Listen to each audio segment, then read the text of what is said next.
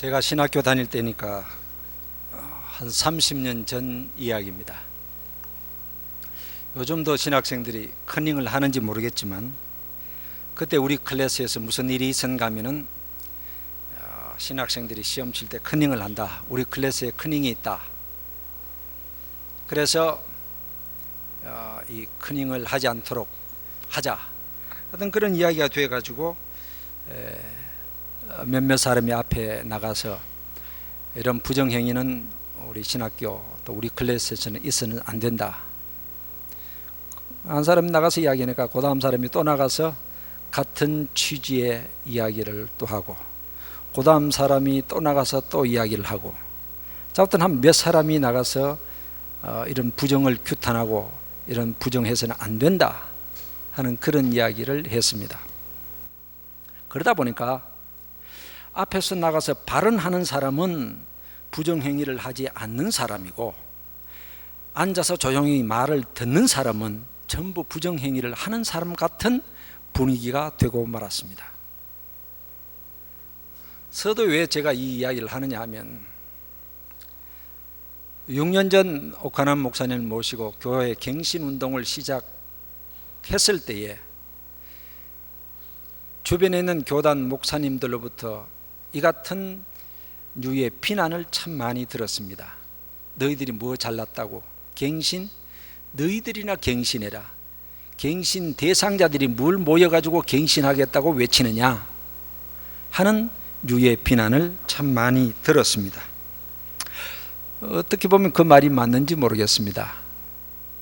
갱신을 하자고 누구를 향해서 외칠 것이 아니라 우리 자신을 향해서 외쳐야 되는 것이 갱신운동의 첫걸음이기 때문에 그렇습니다. 17세기 영국 교회를 일깨웠던 우리가 잘 아는 리차드 백스트는 우리말로 번역된 이 참목자상이라는 이 책에서 이 책은 거의 목회자들에게 고전으로 읽혀지는 그런 책이죠. 거기서 가장 강조한 것이 목회자의 자기 성찰입니다. 목회자는 자기 자신을 돌아보아야 된다. 그런 주제하에서 목회자의 자기 성찰에 대한 여러 가지 내용들을 이해하는 것을 보게 됩니다. 이런 관점에서 오늘 우리 목회자 자신이 우리의 내면 세계, 우리의 신앙 자세, 우리의 섬김의 모든 것을 한번 돌아볼 때에 여러분은 어떤지 모르지만은 제 자신은 돌아보면서 일종의 위기감을 느끼는 것을 부인할 수가 없습니다. 오늘의 한국교회 목회자 과연 현주소가 어떻게 되어 있는가? 정말 우리가 부름받은 하나님 앞에 목회자로서의 삶이 사명완수가 제대로 되고 있는가? 거기에 대한 긍정적인 답변보다는 부정적인 생각이 더 들기에 어떤 위기감을 느끼게 된다는 말씀입니다. 오늘 이건 디모데전서 1장 12절 이하의 이 본문은 우리가 잘 알고 있는 어떻게 보면은 목회자 사도 바울의 간증이라고 할 수도 있고 자기 고백이라고 할 수도 있고 자기 정체성을 표현하는 내용입니다. 전적인 하나님의 은혜를 이야기하면서 그 하나님의 은혜로 죄인 괴수인 내가 구원받았고 그 하나님의 은혜로 내가 이방인의 사도가 되었고 그 하나님의 은혜로 내게 능력 베푸셔서 이 사도의 직을 감당케 하셨다는 자기 고백입니다. 이런 바울의 자신 있는 어떤 고백에 비추어 볼 때에 과연 오늘 우리의 목회자는 오늘 이 시점에 교회를 섬기는 우리의 목사들은 과연 하나님 앞에 바른 목회자상을 갖고 있는가? 저만 느끼는 위기가 아니라 우리 모두가 같이 느껴야 될 위기가 몇 가지 있다고 생각이 되어집니다. 그래서 오늘 목회자의 자기 성찰이라는 주제하에 오늘의 한국교회 목회자의 위기를 이 말씀을 중심에서 몇 가지 생각해 보고자 합니다. 무엇이 오늘의 목회자의 가장 위기인가? 첫째는 소명감의 상실입니다. 소명감의 상실은 결국 목회직이 직업의식으로의 변화를 뜻합니다. 목회자의 출발은 우리가 상식적으로 아는 대로 소명에 의해서 출발이 되어집니다. 즉 하나님의 부르심에 의한 출발이요, 그 부르심에 대한 응답이 오늘 목회자로서의 출발인 것입니다. 사도 바울 자신은 우리가 아는 대로 사도행전 9장에서 그는 전혀 생각하지도 못했던 부활하신 그리스도를 만나는 극적 체험을 가지면서 거기서 자신이 꼬꾸라지고 그리스도의 부르심을 듣게 됩니다. 아나니아를 통해서 들려진 이방인을 위한 택한 복음을 담는 그릇이라는 그 부르심을, 한가할 수 없는 그 부르심을 받고 거기에 순종해서 이 귀한 사도의 직을 받게 된 것입니다. 사도 바울뿐만 아닙니다. 성경에 나타나는 모든 선지자들, 사도들은 내가 하고 싶어서 어떤 나를 위해서 내 일을 찾은 것이 아닙니다. 모세가 출애굽의 일꾼 되고 싶어서 되지를 않았습니다. 하나님의 부르심 앞에서 그가 순종했을 따름입니다. 이사야를 비롯한 모든 선지자들이 내 스스로 선지자 되고 싶다고 해서 이 직을 내가 선택하는 것이 좋겠다고 생각했기 때문에 선택해서 사도가 되고 선지자가 된 것은 아닌 것입니다. 전적인 하나님의 부르심이 있었고 그 부르심에 응답한 것입니다. 이것은 가장 기본적인 것입니다. 그런데 이 기본적인 사실 앞에서 오늘의 우리의 목회자의 모습, 과연 오늘의 목회자는 이 소명의식으로 가득 차 있는가 하는 질문을 던져봅니다. 많은 경우 이 소명의식은 약화되어져 가고 있고 부끄럽게도 직업의식으로 돌아가고 있다는 것입니다. 이런 이야기를 하면은 미안합니다만은 최근에 나온 목사님들은 별 기분 좋지 않는 느낌을 가질 것입니다. 그렇지만 할 수 없이 그 이야기를 하겠습니다. 옛날은 그저 한 20년 이상 30년 40년 전 이야기일 것입니다. 적어도 목회직으로의 출발은 소명에 의한 출발이었습니다. 기도하는 가운데 혹은 여러 가지 방편을 통해서 하나님의 부르심, 말씀을 읽는 가운데 혹은 여러 가지 모양으로 하나님이 나를 주의 종되라고 부르신다는 그 내적인 부르심을 강하게 느끼며 시작을 했습니다. 결코 영광스러운 목회직이 아니었기에 육신적으로 편하고 영광을 누리는 그런 직이 아니었기 때문에 너나 할 것 없이 이 길은 십자가 지는 길이요 고난의 길이야. 그러나 피할 수 없는 그리스도의 부름이 있기 때문에 어떻게 보면 마지 못해서 내가 순종하며 십자가 지고 이 길 가겠습니다 하는 그런 소명이 한 출발은 있었습니다. 그런데 다 그런 건 아니지만은 요 근래에 와서는 그런 소명이 한 출발보다는 하나의 내가 선택한 좋은 일로, 좀 더 지나친 표현을 한다면은 하나의 좋은 직업으로 목사직이 선택되어진다는 사실입니다.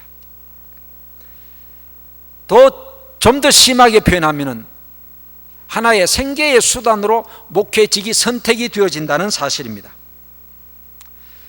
저는 전에 이 어떤 장로님으로부터 아주 혹독한 이 비난의 소리를 들은 적이 있습니다. 오늘 목회자들은, 어떤 사람들은 자신의 신분 상승을 노려서 목회직을 선택하는 사람도 있다는 굉장히 기분 나쁜 비난이었습니다. 어떻게 보면은 오늘의 목사직은 옛날에 비해서 많이 편안해진 직일 수도 있습니다. 생활에 안정을 주고 하나의 좋은 직업이 되어졌을는지는 모릅니다. 그래서 어떤 총각이 선을 보는데 그 목사님이 서울 시내 아주 큰 교회 부목사님이었습니다. 선을 보는데 그 아가씨가 몇 가지를 물었습니다. 묻는 질문 가운데 이런 것이 있습니다. 그래서 이 정도 큰 교회 부목사 되면 월급이 많죠. 그리고 차는 제공이 되죠. 등등 누려야 될 여러 가지 육신 삶의 여건을 이 아가씨가, 결혼할 이 아가씨가 묻더라는 것입니다. 그래서 이 목사님이 참 기가 막혀 죽겠더라 하는 그런 이야기를 들은 적이 있습니다. 소명과 직업의 차이가 뭡니까? 소명은 하나님의 부르심이요, 직업의식은 나 자신의 선택입니다. 소명은 절대적인 것이며 직업은 선택적인 것입니다. 소명은 보수에 매이지 않지만은 직업의식은 보수에 매입니다. 소명에는 자기 희생이 따르지만 직업의식 속에는 목회직에 자기 희생이 없습니다. 저는 그런 경험을 한 적이 없습니다만 어떤 목사님은 부교역자를 모집하는데 인터뷰에서 딱 첫 마디 묻는 말이 월급 얼마입니까? 그 이야기부터 묻더랍니다. 전체는 아니지만 이런 분위기가 많아진다는 것입니다. 분명한 것은 목사직은 절대로 좋은 직업이 되어서는 안 됩니다. 신학교 1학년 수련회 할 때 돌아가신 박윤선 목사님의 설교는 저는 평생 기억하고 있는데, 그때 그 어른이 외치시는 말씀 가운데, 여러분 가운데 소명감 없이 이 자리에 앉아 있다면 당장 그만두라는 것이었습니다. 그런데 우리 클래스의 한 친구가 그 말 듣고 그만 가버렸습니다. 지금 어느 대학 교수하고 있습니다. 어떻게 보면 그것이 더 양심적인 선택일는지 모르겠습니다. 그 어른이 하신 말씀, 이 짓, 소위 이 목회직 이 짓 안 하고는 살 수 없다고 생각하거든. 이 자리에 있어라. 하나님의 부르심이기 때문에. 가장 기본적인 이야기면서도 우리 자신이 점점 잃어가 버리고 있는 이 소명의식, 이것의 약화는, 오늘 어떤 사람 말하기를 한국교회 위기를 말하면 한국교회 위기는 목회자의 위기다. 목회자의 위기 가운데 가장 첫 번째 손꼽을 것이 무엇이냐? 소명의식의 약화다는 것입니다. 그러면 옛날에 목사 된 사람은 다 소명의식이 강한 사람이고 요새 된 사람은 소명의식이 없는 사람이냐? 아니죠. 어떤 경우는 소명의식을 가지고 출발했다가 점점 약화되어서 오늘의 직업인으로 전락한 경우도 있습니다.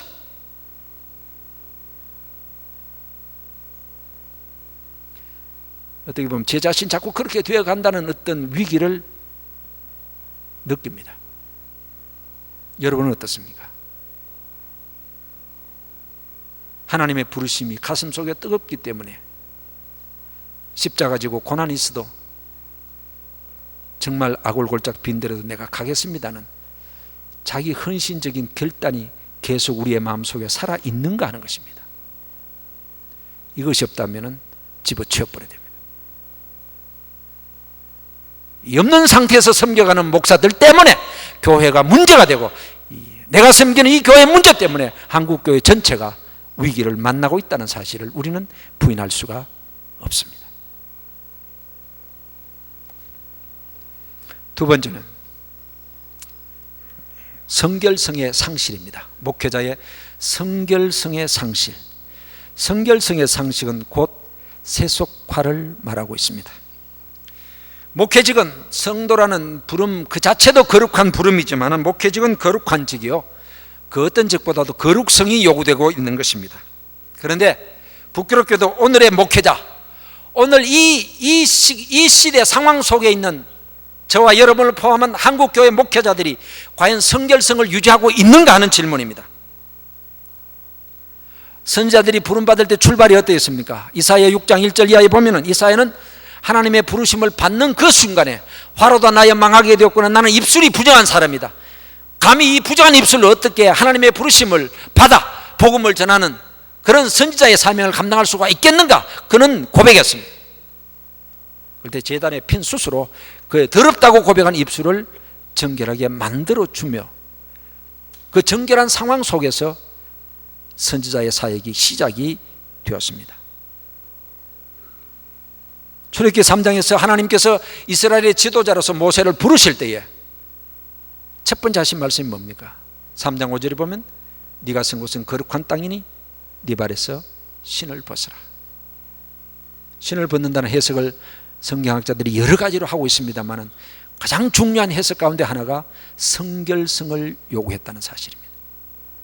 신은 신고 다니면서 더러워진, 지금까지 모세의 더러운 행위를 뜻하는 것이며, 이제 거룩하신 부름 앞에 출애굽의 대역사를 위해서 일하고 가기는 무엇보다도 그 더러움을 버리라는 요구라는 사실입니다. 참 큰 문제가 목사들의 가치관의 세속화와 삶의 세속화입니다. 점점 이상하게 성결성을 상실해 가고 있지 않느냐는 것입니다. 신자는 적어도 불신자보다는 더 성결성을 유지해야 되고, 목회자는 그 가운데 성도들보다도 더 높은 수준의 성결성이 요구되고 있는 것은 사실입니다. 그런데 과연 우리는 그 성결성을, 보다 높은 수준의 성결성을 유지하고 있는가 하는 것입니다. 부끄러운 사실들을 몇 가지 한번 들어보겠습니다. 한국교 유명한 부흥사입니다. 그래서 그분이 부흥회를 마치고 은혜를 많이 끼치고, 어떤 목사들이 몇 사람이 모인 가운데서 어떤 목사님이 이렇게 물었습니다. 목사님, 어떻게 그렇게 부흥회를 잘 인도하십니까? 어떻게 그렇게 참 은혜스럽게 말씀을 증가하십니까? 그때 그 부흥사 되신 어른 대답, 거짓말 안 하고 되나? 충격이었습니다. 거짓말이라는 것은 애화를 비롯한 여러 가지들 거짓으로 꾸며낸다는 것입니다. 그 정도는 약합니다. 오래전 신문에 난 대로는 목회자들이 매 월요일 모여서 여관방에서 도박한다는 사실입니다. 노름한다는 것입니다. 우리 교단 어떤 부흥사는 우리 교단의 어떤 부흥사 회장까지 하고 전국을 노비는 부흥사입니다. 발각된 것이 다른 여자, 자기 아내 아닌 다른 여자를 두고 살았습니다.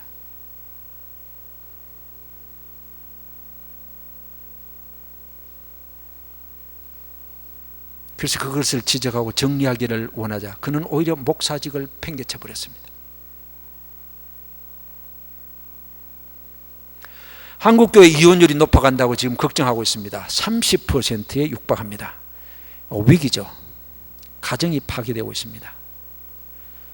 목사가 주례한 가정이 이혼했다는 소리를 들으면 참 허탈해집니다. 그런데 목사도 이혼합니다. 이혼하는 목사 어떻게 생각합니까? 목사도 이혼할 수 있다고 생각합니까?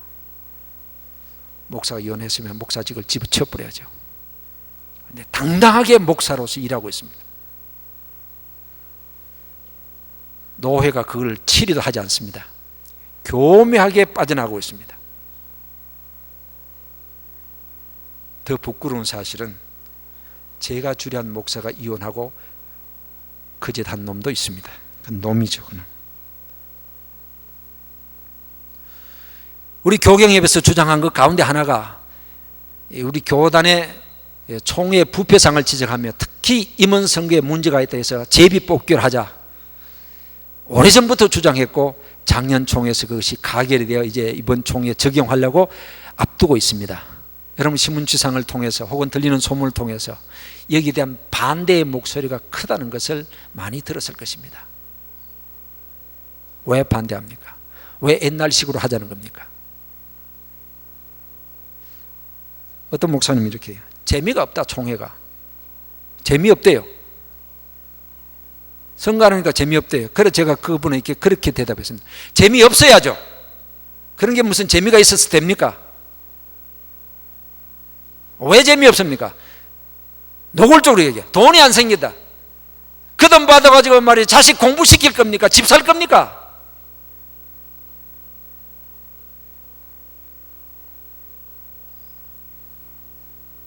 우리 교단은 뭐 지금 단체가 이걸 집단적으로 지금 반대하고 있습니다.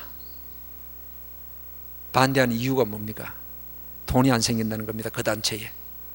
전에 같으면 출마한 목사 장관들이 와서 굽심굽심거리고 막 잔조금 내려가면 1,000만 원 내고 2,000만 원 내고 막 오는데 제비 뽑기 한다니까 하나도 안 온다는 것입니다. 하나도 안 준다는 것입니다. 그래서 허탈해서 못 살겠다, 이건 못 하겠다는 겁니다. 그건 못 해야지. 그건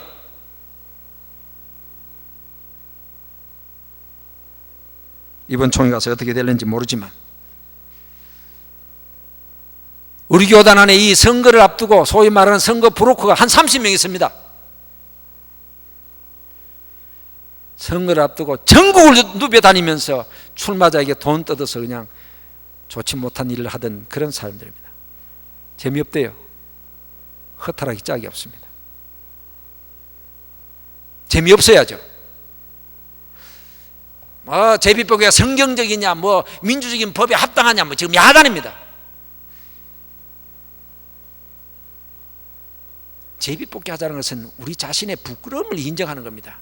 우리는 제비뽑기 방법을 선택하지 않으면 전부 돈 받아먹고 돈 쓰고 해서 찍기 때문에 우리는 그 정도의 수준밖에 안 되기 때문에 이 방법이라도 해야 되겠습니다. 그거죠. 얼마나 부끄럽습니까 그게. 교단의 정경총회장 혹은 지금 교단의 중진 어른이 며칠 전에 그냥 사석에서 그런 이야기 합니다. 자기는 제비뽑기 반대한다고. 그게 뭐냐고 막 열을 내요. 저보다 10년 20년 이상 어른들입니다. 미안하지만 저는 당돌하게 대놓겠습니다. 그러면 돈 쓰고 하잔 말이요? 10억 뿌리고 또 하잔 말이요? 이게 뭐 하는 짓입니까? 한 말도 안 하대요. 그만.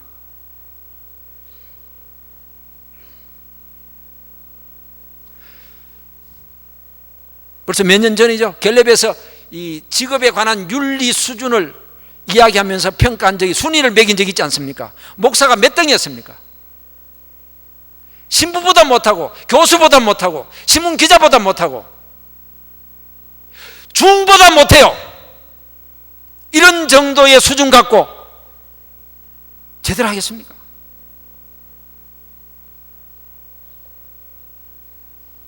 제 가까이 있는 어떤 목사님이 제게 개인적으로 그런 이야기해요.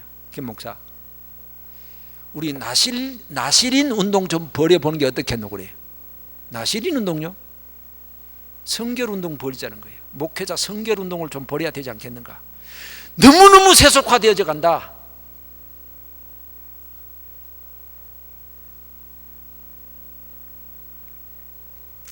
세 번째는 목회자의 겸손의 상실입니다. 그것은 교만해진다는 것이죠. 여기서 바울은 하나님께 감사하는데 하나님이 나를 구원하시고 하나님이 내게 직분 주시고 하나님께서 내게 능력을 주셨다는 그 은혜를 이야기합니다. 사도 바울은 철저히 하나님의 은혜를 강조한 사람이에요. 본문에서 그렇지만은 그는 늘 말한 대로 나의 나 된 것은 하나님의 은혜로 된 것이다. 그런 고백입니다. 그리고 그는 나는 날마다 죽노라. 때로 내 자신이 교만해질 때 나는 나 자신을 처복종시킨다.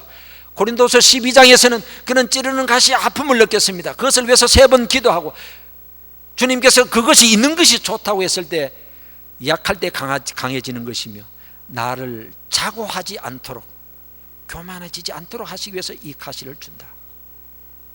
사도 바울 같은 사람도 교만해지려 하는 그 우려를 자신도 느꼈습니다. 주님이 실제적으로 그것을 느끼셨기에 찌르는 가시를 주셨습니다. 여러분은 천성적인 성품부터 겸손할는지 모르지만 저는 교만해질 가능성을 늘 품고 있는 사람입니다. 아까 말씀드린 리차드 백스터의 그 참목자상에서 가장 강조되어지는 단어 하나가 겸손입니다. 목회자의 기본 자세가 겸손이요, 양떼를 돌봄에 있어서 필요한 것이 겸손이라는 것이 굉장히 많이 강조되어지는 것을 우리는 보게 됩니다. 오늘 우리의 모습 교만하지 않는가 하는 것입니다.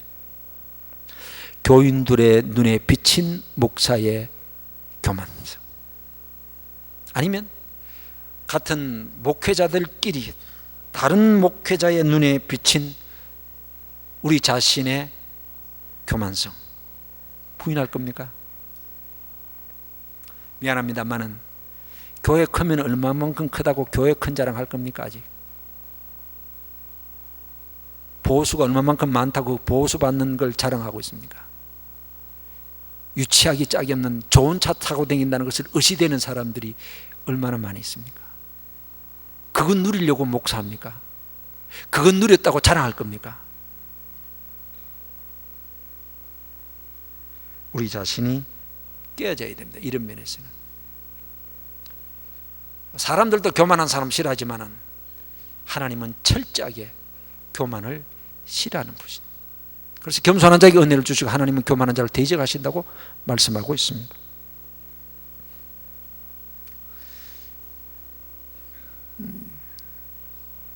저도 이런 문제로 인해서 아주 큰 시련에 빠졌던 경험이 있는 사람입니다.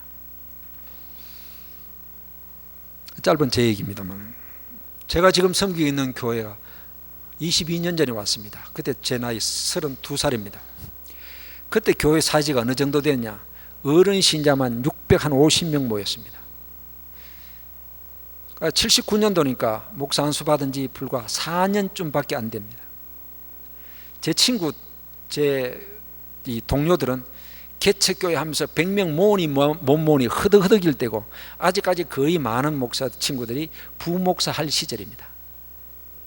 아마 옥 목사님도 그때 개척하셔가지고 100명, 200명 겨우 모았을는지 모르겠습니다만, 그때 저는 650명 장년 교인 있는 교회 담임 목사였습니다.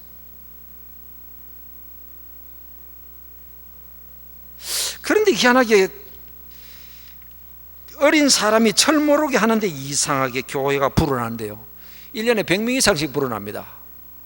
80년 되니까 또 100명 불어나고 100명, 7, 8, 9, 1000명 막 넘어갑니다. 2년 지나니까 모르겠어요. 제 자신이 상당히 자만심을 가졌을 것으로 생각이 되어집니다. 목에 힘을 딱 두죠. 친구들 만나도 목에 힘 줍니다. 아마 80년도쯤 목사들이 교회 본고 있으면 잘 있는 거고, 중견 목사들도 프라이드 하나 타고, 프라이드 그것도 없어요. 그 폰이 그거 타고 그냥 차 있다고 그냥 대고, 그 차 타는 걸 교인들이 감시하고 사모님이 그 차 타고 가면 막 탄다고 비난할 그 당시입니다. 저는 그 당시 중형차 마크 5 탔어요. 그냥 잘 나갔지 뭐. 제 친구 목사 내 차 샀다니까 그거 타고 드라이브 한번 시켜달라고. 내 남산 드라이브 한 적도 있어, 그 친구가. 잘 나가지 않았습니까? 한창 목회도 총 나간다 칼 나간다 막 나갈 때예요. 그냥 교인들이 깜빡깜빡 넘어지는 거 어떡해요? 제 속에 자만이 가득 찼을 것입니다. 목에 힘 딱 주고 그냥 많은 사람들이 와서 그냥 부러운 눈초리로 그냥 굽신거리니까. 한참 잘 나가다가요, 83년 1월 16일 예배당이 불이 나버렸습니다. 주일날 밤입니다. 홀랑 다 타버렸어요.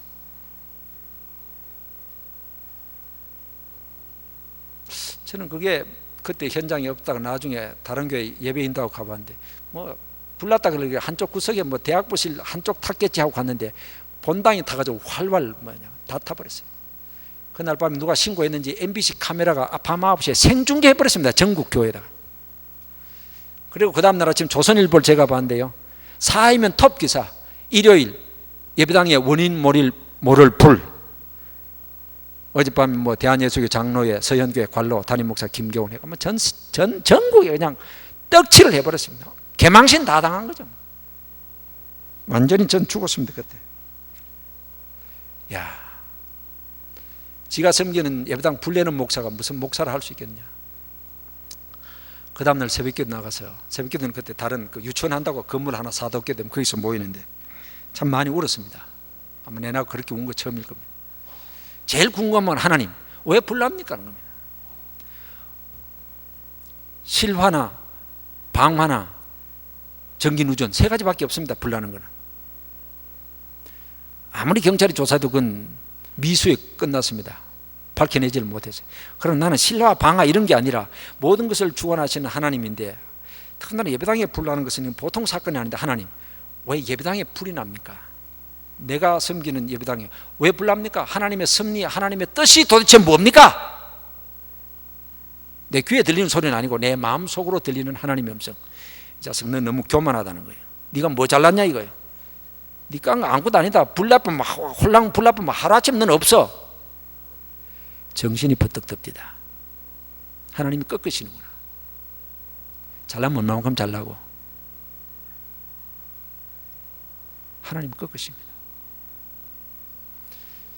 우리 스스로 겸비해지지 못하고 하나님이 꺾으실 때는 굉장히 아프다는 사실을 느꼈습니다.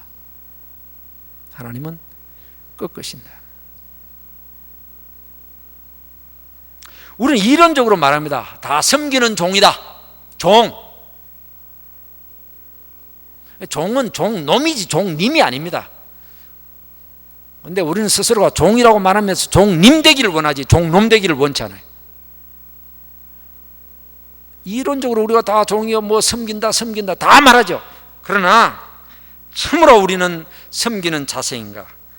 우리 자신이 섬김을 받으면서 또 많은 섬김을 받을 때에 스스로 자만에 빠지는 어리석은 목회자가 아닌가. 누가 만들어낸 이런 이야기가 있습니다. 어떤 집사가 죽어 천국 가니까 예수님께서 앉은 자리에서 막 벌떡 일어나시더니 그 집사한테 가가지고 손을 잡고 막 이제 왔느냐고 말이야. 그렇게 반기더래요. 그다음 장로가 죽어 천국 가니까 주님이 일어나셔서 그냥 반갑게는 하시는데 집사만큼 하지는 않고 그러고 왔느냐고 말이야. 그래서 벌떡 일어나시더래요. 그런데 목사가 죽어 천국 갔어요. 근데 예수님 일어나시지도 않고 자리에 앉아 계시다가 목사가 저만 오늘 보고 너 거기 앉아라. 그 끝에 거기 앉아라 이러더래요. 그 이 목사가 굉장히 섭섭하고 화가 나가 아이 사람 차별하나 내가 저기도 목사로 있다고 왔는데 예수님 왜 집사가 올 때는 그렇게 반갑다고 벌떡 일어나간 말이야. 대문께까지 가고 장로가 일어나다 벌떡 일어났는데 목사인 내가 왔을 때는 왜 주님이 일어나시지도 않고 그랬습니까? 주님의 대답 내 일어나면 네 이 자리에 앉으려고. 누가 만들어낸 농담인지 모르지만은 오늘 목회자에게 엄청난 도전을 주는 이야기입니다. 우리 자신이 그렇지 않다고 자신 있게 부인할 수 있습니까?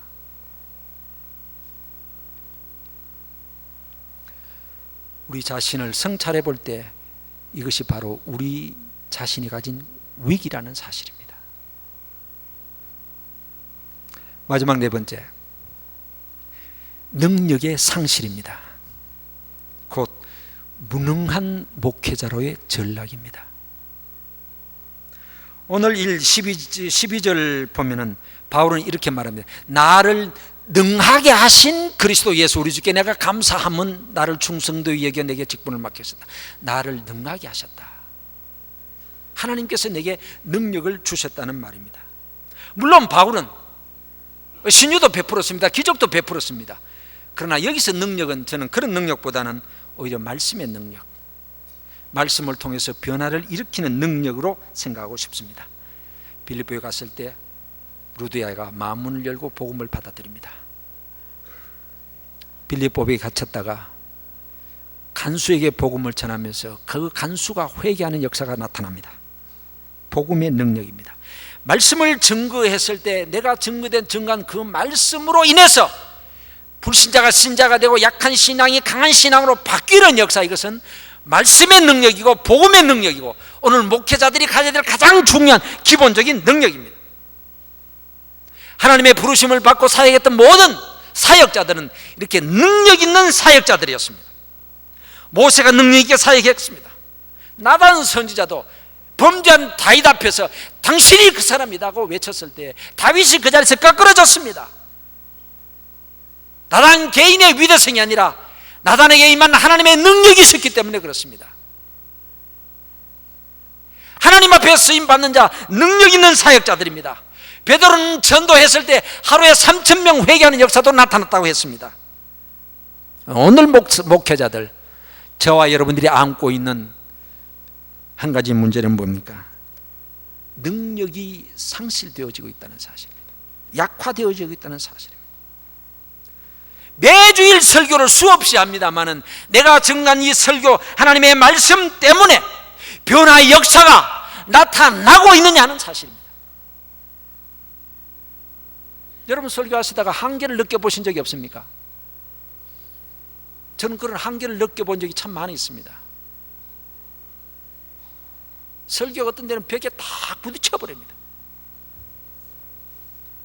어떤 데는 그렇게 준비하고 기도하며 심혈을 기울여서도 외쳤는데도 교인들은 까딱도 하지 않습니다. 전혀 변화가 나타나지 않습니다. 그럴 때 제 마음속에 도대체 이런 식의 설교해서 못하나?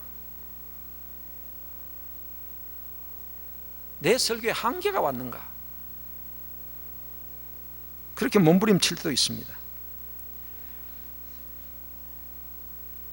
5년 10년 사역해도 교회는 그 모양이고 교회의 변화 역사 나타나지 않는 그 수준일 때 우리는 흔히 말하기를 이게 장로 탓이단 말이야. 이 장들 때문에 목회가 안 된다는 거야. 혹은 교인들 탓이단 말이야. 이 양이 아니고 전부 염소 같은 교인들만 모이고 말이야. 이 강판 심령들만 있어서 안 된다고 교인들 탓할 때가 참 많이 있습니다. 그것이 교인 탓입니까? 목사 지 탓입니까? 능력을 상실한 우리 자신을 돌아보려고 하지는 않는다는 사실입니다. 마치 머리 깎인 삼손입니다. 하나님의 능력이 임재하고 있는 때 삼손은 엄청난 일을 해냈습니다. 그러나 머리가 깎였습니다. 즉 하나님의 능력이 떠나버린 것입니다. 그런 상태 속에서 계속해서 옛날같이 힘 있는 줄 알고 힘을 써보려고 하지만은 안 되는 것입니다. 사사기에 보면은 삼손은 하나님이 그가 떠나신 줄, 그를 버리신 줄 알지 못했다 그랬습니다. 엘리사의 사건 속에서도 우리는 비슷한 것을 보게 됩니다. 엘리사가 기적을 베푸는 가운데 한 번은 그를 잘 공부했던 수넴 여인, 나이 많았지만은 자식 없는 그 수넴 여인에게 참 하나님의 기적으로 아이를 낳게 했습니다. 그런데 불행하게도 그 아이가 죽었죠. 이 여인이 달려와서 엘리사에게 엎드렸습니다. 아이가 죽은 사실을 알고 게하시를 데리고 그 집으로 갑니다. 그때 웬일인지 엘리사가 게하시에게 자기가 가진 그 지팡이를 주면서 이 지팡이를 가지고 너는 더 빨리 달려가서 그 죽은 아이에게 놔라 그랬습니다. 게하시가 뛰어갔습니다. 아이가 죽어 있습니다. 지팡이를 놨습니다. 들었습니다. 놨다 들었다. 아무리 해도 죽은 아이는 꼼짝도 하지 않습니다. 나중에 엘리사가 도착해서 그 위에 엎드립니다. 눈, 코, 입, 귀를 맞대고 엎드렸습니다. 죽은 아이가 살아났다.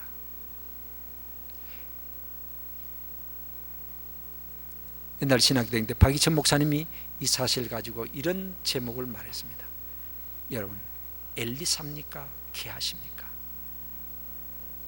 설교라는 지팡이를 교인들에게 들었다 놨다 아무리 해봐도 변화의 역사가 나타나지 않아.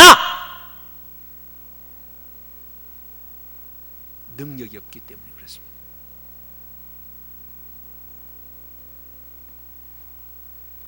출애굽기 4장 20절에 보면 모세가 하나님의 부르심을 받고 망설임이 안 가려고 여러 번 발버둥 쳤습니다. 그러나 하나님께서 가라고 했을 때 그는 순종하며 가는데 출애굽기 4장 20절 한 절, 그 구절이 뭐냐면 모세가 애굽으로 돌아가는데 하나님의 지팡이를 잡았더라 하는 한 구절이 나옵니다. 자, 40년 전 애굽을 떠날 때와 달라진 건 뭡니까? 나이 훨씬 더 많아졌습니다. 나이 80입니다. 더 늙었죠. 기력 더 쇠하죠. 기억력도 더 약해졌죠. 더 나아진 것이 아무것도 없습니다. 단 한 가지, 그 당시 40년 전 애굽에 있으면서 가지지 않았던 하나님의 지팡이, 그것 들고 갔다는 것입니다. 그 지팡이가 어떤 역사를 일으킵니까? 그 짝대기 자체가 문제가 아니라 그 지팡이와 더불어 역사하시는 하나님의 능력이 그에게 있었다는 것입니다. 그 능력 앞에 바로가 굴복이 되어집니다. 그 능력을, 그 지팡이를 들고 치니까 홍해가 갈라집니다. 그것을 들고 기도하니까 아말렉을 이깁니다. 그걸 들고 반석을 치니까 바위에서 샘물이 나옵니다. 뭐요? 하나님의 능력이 그에게 임재했다는 것입니다. 능력 있는 사역자가 되느냐는 것입니다. 오늘 이와 같은 하나님의 임재와 더불어 하나님께서 주시는 능력을 이뤄가는 것이 오늘 우리가 살고 있는, 처하고 있는 이 시대에 저와 여러분들의 모습이 아니냐는 것입니다.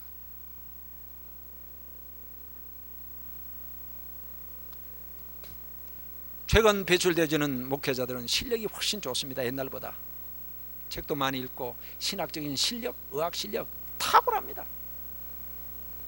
그런데 부끄럽게도 그와 반비례해서 이 영적인 힘은 점점 약화되고 있지 않느냐.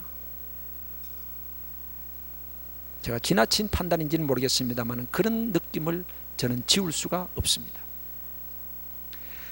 그래서 여기 없는 이 영적 힘을 배제한 채 어떻게 하면 내가 목회를 제대로 할까, 온갖 방법 없는 비결배우로 다니기 바쁩니다.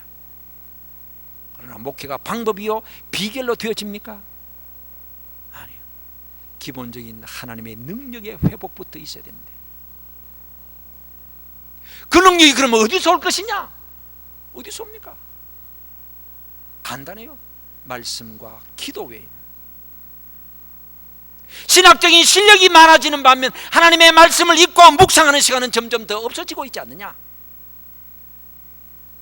세상적인 방법은 많이 추가하지만 무릎 꿇고 기도하는 시간은 점점 적어지고 있지 않느냐. 이것이 오늘 목회자의 위기가 아니냐는 것입니다. 그럼 나이 많은 목사들은 말씀과 기도의 능력이 있느냐? 그렇지 않죠. 묻는 회의는 그렇게 많아서 맨날 새벽부터 회의하러 뛰어다니기 바쁘고, 저 자신도 그래요. 부끄럽게도 옛날에 있던 성경의 분량보다도 요새 있는 성경 분량이 더 적으니까요. 능력의 회복이 필요합니다. 능력을 회복해야 됩니다. 재주 부리려고 하는 것이 아니라 하나님으로부터 목회 감당할 수 있는 능력을 부여받아야 되는 것입니다. 이왕의 목사 되었다면 한 시대 능력 있게 사역하는 목회자가 되어야 됩니다. 이런 회복이 필요합니다. 엘리야가 탈진했을 때에 하나님께서 그에게 어찌하여 내가 여기 있느냐 하면서 새 힘을 주셨습니다. 저는 분명히 믿는 것은 우리 목회자, 우리가 살면 교회가 삽니다. 우리가 살면 교단이 삽니다. 우리가 살면 한국교회가 살아날 수가 있습니다. 이번 수련의 주제가 뭡니까? 여호와께서 우리를 살리시리라. 이번 기회에 하나님께서 우리를 살리시는 역사가 나타나기를 바랍니다. 하나님으로부터 주시는 회복의 은총, 소명의식의 회복입니다. 성결성의 회복입니다. 겸손의 회복입니다. 더더욱 능력의 회복의 역사가 이번 수련의 기간 동안 나타날 수 있기를, 그 회복의 은총을 힘입는 이번 수련회가 되기를 주의 이름으로 축원합니다.